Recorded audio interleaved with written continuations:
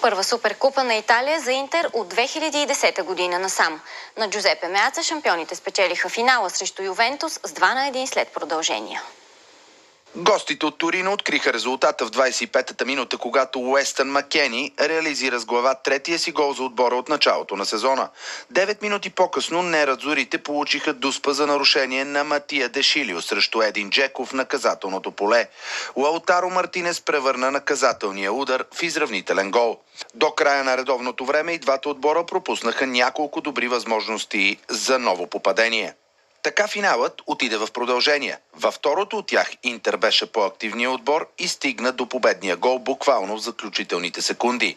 Алекси Санчес донесе първи успех за Интер срещу Ювентус от една година насам след асистенция на Матео Дармиан. Суперкупата е шеста за Интер и първа от 2010-та. Григор Димитров ще започне участието си